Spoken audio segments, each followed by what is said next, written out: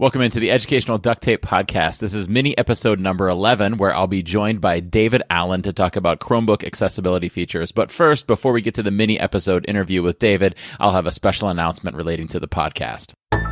Hi, I'm Sam Fessich from the EduMagic Podcast, a part of the Education Podcast Network, just like the show you're listening to now. Shows on the network are individually owned, and opinions expressed may not reflect others. Find other interesting education podcasts at edupodcastnetwork.com. Welcome to the Educational Duct Tape Podcast with Jake Miller. Welcome in. In today's mini episode, I'll be sharing a chat that I had with David Allan at the KySTE conference about a month ago. This particular interview should actually be like mini episode number 15 or something, but I wanted to bump it up to now because it relates to something that I think is important to talk about during remote learning, and that's accessibility features. As I said, this episode took place at Kentucky's KySTE conference on March 12th. I was shocked, to be honest, that conference was even taking place, as it was starting to look more and more like more and more likely that all large gatherings would be shut down for the coronavirus pandemic. Unsurprisingly, about 2 hours after David and I recorded this interview, it came out that KySTE had canceled the third and final day of the conference. This was actually on the second day that this was taking place, and that afternoon they would be closing down shop for the conference altogether. I swear I will never forget that day. It'll certainly be part of my Where You Win story. Anyhow, typically before a mini episode, I play a pre-recorded intro about how mini episodes were recorded live at a conference, blah, blah, blah, blah, blah. But today I wanted to record an actual introduction because I wanted to chat with my duct taper friends a bit. I've decided that I need to put the podcast on a temporary hiatus. It'll be no longer than a month, but I know how much it messes with me when one of my daily or weekly podcasts isn't there in my feed when I expect it. So I wanted to let you know to be aware that it's not going to be there next Wednesday for you when you normally expect it. Since you're probably wondering, everything is fine. I'm fine. The podcast is fine. I still love recording this podcast and sharing this journey with you. So there is no chance that this is the end. Actually, the reason for my hiatus is pretty simple. The nature of this pandemic situation has taken away an hour or two of work time from me each day. Sometimes it's because my kids need my attention, and sometimes it's because I just don't feel up to doing my work. I'm sure you've felt that before during these last few weeks. Anyhow, I had to select something that I could let go of for a month or so, and so this was the best choice for me. So that's where we are. After this episode and tonight's Twitter chat, I'm going to stop creating any new podcast content for a while. I actually am going to run some contests during the hiatus, so make sure that you're signed up for my newsletter so that you find out about them. I'll still be active on Twitter and relatively active on my website. You just won't hear anything from me in your podcast feed for a little while. By the way, to tide you over, if you need some podcast action with me involved, I'm in the most recent episode of Joshua Stamper's Aspire Leadership podcast, so you can hop over there and check that out. I love Joshua's show. It'll be a good chance for you to check it out, while also getting your dose of Jake if you're going to be missing me next week. You're probably pretty sick if you'd be missing me during this hiatus, but who knows, maybe. In the meantime, make sure that you're signed up for my newsletter so that you're aware of the contests, and make sure that you're subscribed to this podcast so that when it reemerges from this month-long hiatus, you'll know it. Okay, so let's get to the interview with David. With many students at home working on Chromebooks, I felt that this was a super important topic. I've actually got a blog post coming out relating to it, so check that out too. Without further ado, here's David.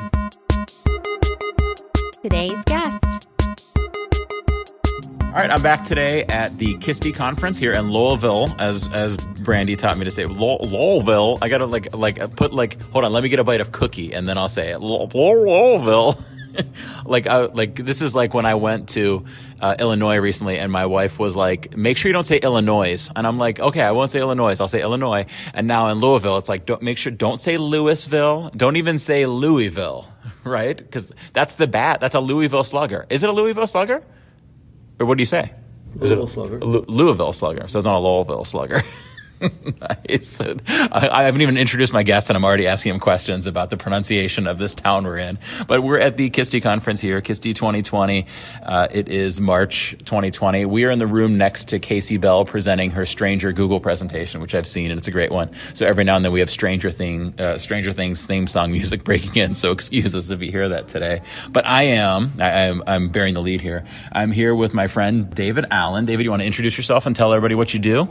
Yes, my name's David Allan. I'm a special education consultant for the Hardin County Schools, and I say it's Louisville. Louisville. So Brandy was wrong.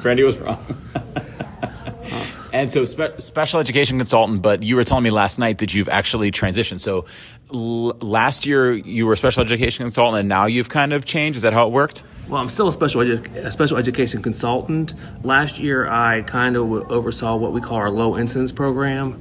This year, though, I've transitioned, and I'm kind of bridging the special ed with the technology now. Yeah. So I'm kind of trying to incorporate some of the ed tech into some of our special ed classrooms. One of the things that I saw, this is my 5th year doing this as a consultant, one of the things I saw was the lack of technology in these classrooms. You go in these classrooms, you see a lot of worksheets. Right. Well, in the real world, there are no worksheets. In the real world, these students are going to have to find a way or have the skills to survive like everybody else is. Yeah. Is that why you took this path? Is that why you kind of stepped up and said, I want to bridge the gap between special education and technology because you saw that need? Is that what led to it?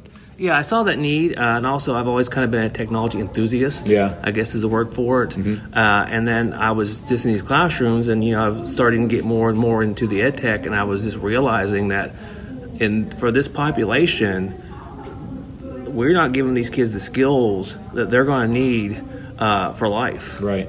Because when they go out into the workforce or into college or wherever it might be on that next step on their journey, there are going to be these assistive technologies available to them, or just regular technology that they need to be able to use, and we need to start exposing them to it, right? Yes, I mean, a lot of times on their IEPs, they will have what we call accommodations or modifications, and some of them are very teacher or staff intense.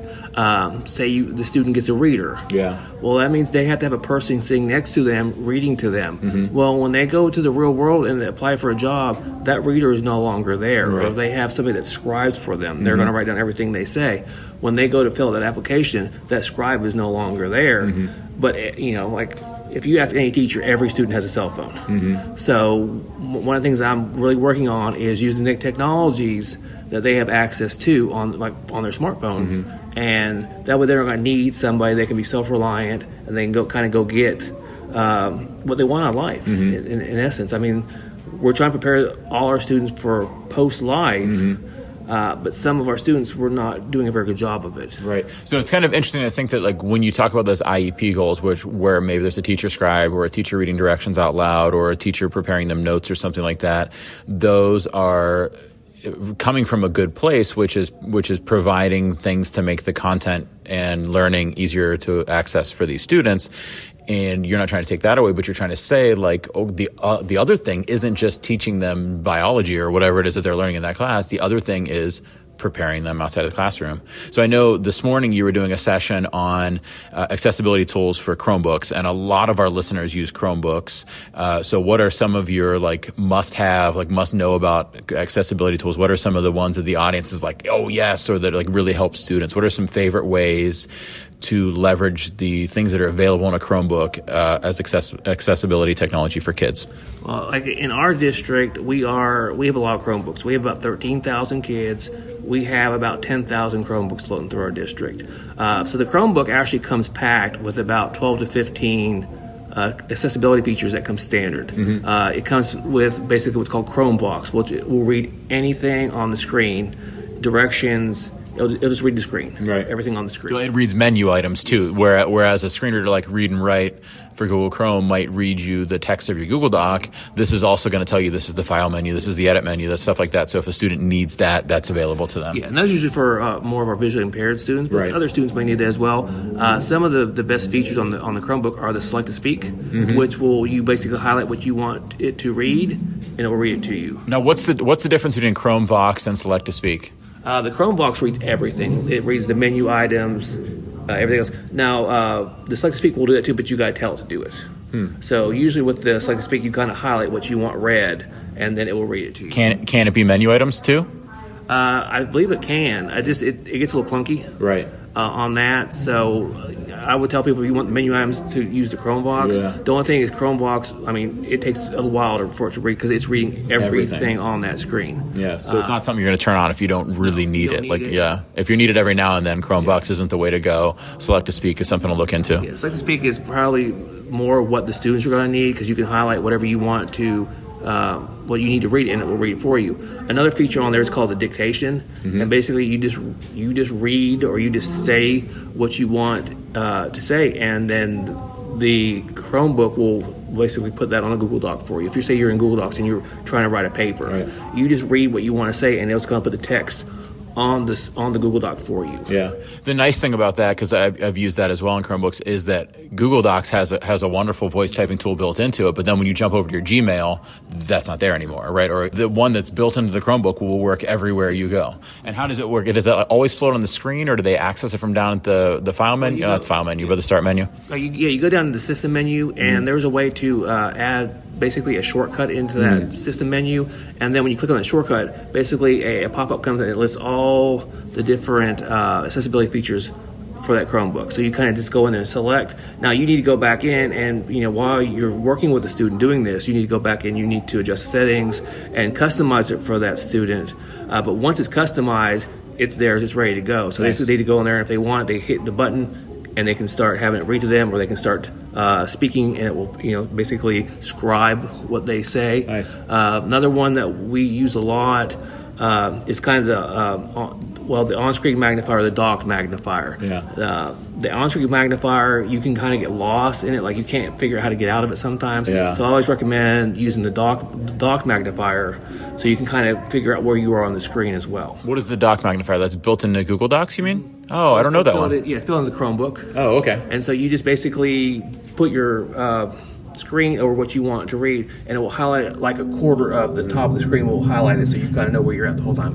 That's my theme song. That's right. When you talk about the magnifier, Stranger Things plays. Nice. That's when you go to the upside down. Yes, well, this is my entrance music, so I do appreciate Casey playing that for me. Casey's queuing it up for you. Nice. What other ones? So we have the Chromebox, we have Select to Speak, we have the Dictation, and then you were talking about the magnifier. Any other big ones? Well, there's just a bunch of different ones. The one thing that I use a lot is I use where it basically puts a circle around my mouse. Yeah. And so anytime I move on the screen, that circle follows me. Right. So for students with maybe some attention deficit issues, or students who have issues with tracking, putting that little cursor or putting that circle around that mouse on that screen, so they can always kind of find their mouse. Right. Like I was talking about this morning, sometimes I can't figure out where my mouser is on the screen. Right. That nice orange. Yeah. And so this puts it like that nice little orange ring around Right. it, so people can always follow. So I kind of use it when I present anyway. Yeah. So you can kind of see where my mouse is, because sometimes we can get a little quicker on the mouse. You're right. It's a great tool for presenting. Yeah, I mean, I use it all the time when I present. But basically, when you get all these different features set up for a student on the Chromebook, it's basically what I refer to as the invisible modifications. Because unless someone really knows, they're not going to know that a student maybe has something different set up on their Chromebook. However, if you have it's a regular high school class, and after every test, 6-7 students always go with a special ed teacher. Right. You're always going to know that those students are going to be read to. Right. On this one, you may not know. Students may not know who has what. Right. Especially if like wearing headphones or something like that, or if different students test in different spots, they might who nobody knows it. I love that term, invisible. You call it invisible accommodations. Is that what you call it? Invisible accommodations, invisible modifications. Yeah. That way, it's personalized to the student, but no one needs to know Right. what they have. Right. That's really cool. I like that a lot. Well, thank you so much, David, for coming on and talking about this stuff. Oh, it's great. Thank you for having me. Yeah, we got to do our on-air selfie now. You ready? Yes. Let me get my phone ready. And I got to do the whole thing where I open up the camera, and then it looks like I'm taking a picture of my coffee mug, and then I've got to remember to turn around. I'm going to go to square mode, so it's all Instagram ready. You ready? There we are. And you even heard the click on the air there. Thank you, David. Thank you.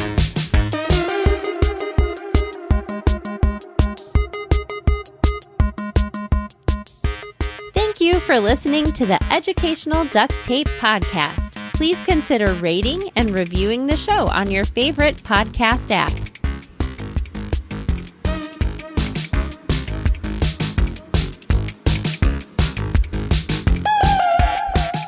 #EduDuctTape.